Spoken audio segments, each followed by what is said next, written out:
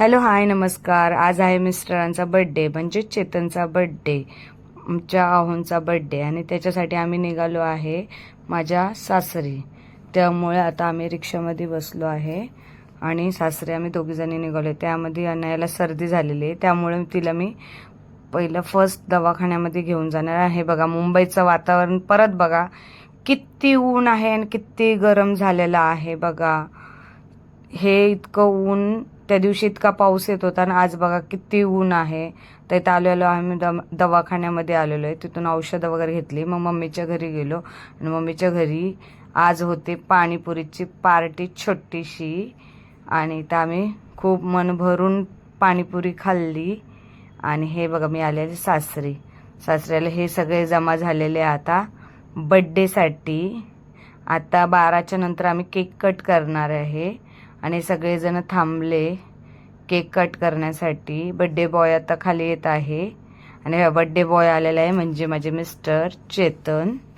आणि आता इथं केकचं सेटिंग वगैरे लागणार आहे. इथं डान्स चालू आहे ह्यांचा, गाणे लागलेले आहे. कॉपीराईट येते म्हणून गाण्याचं म्युझिक नाही देऊ शकत, पण ह्यांचा डान्स बघा किती मस्त मजेशीर चालू आहे ह्यांचा डान्स. किती आनंद होतोय. बड्डे असलं का यांना खूप आनंद, असं वाटतं त्यांना लहान झालोय आम्ही आणि असा आनंद घेतात ह्या बड्डेचा. आणि आता थोड्या वेळात केक कटिंग होईल, तोपर्यंत हे लोक नाचून घेत आहे, मस्त एन्जॉय करून घेत आहे मनसोक्त. आणि असं एन्जॉय झालाच पाहिजे आयुष्यामध्ये. काम वगैरे सगळं चालू असतं, त्या कामामधून थोडासा निवांत वेळ मिळेल आणि असं सेलिब्रेशन होईल तर ज्याचा बड्डे असतो त्याला पण आनंद होतो आणि बाकीच्यांना पण त्याच्यामधून थोडाफार आनंद मिळतो कामापासून. नाही तर काम, पैसे कमवणं हे चालूच असतं आयुष्यामध्ये, आणि ह्यांचा तो एन्जॉय चालू आहे जो ह्यांना हवा असतो. आता केक वगैरे आम्ही कट करायला आणलेला आहे आणि आम्ही केक चाळीमध्ये कापत आहे आमच्या. दरवर्षी केक सर्वांचे चाळीमध्येच कट करतात केक, त्यामुळे चाळीमध्ये कट करतोय. आणि हे बघा कट झालेला आहे केक. सगळ्यांनी खूप क्लॅप केलं, खूप शुभेच्छा दिल्या.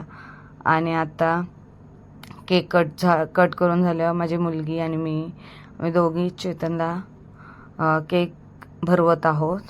आणि हा खूप आमच्या आनंदात, हा वर्षातला आनंदाचा दिवस असतो आमचं स्माईल वरूनच कळत असं.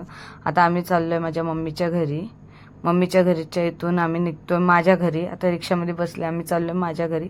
हे बघा हे आहे घाटकोपर, आणि घाटकोपरमध्ये बघा सगळं सुमसाम झालेलं आहे. रात्रीचे वाजलेले आहे 1 आणि आम्ही चाललोय निवांत मस्तपैकी रिक्षामध्ये बसून.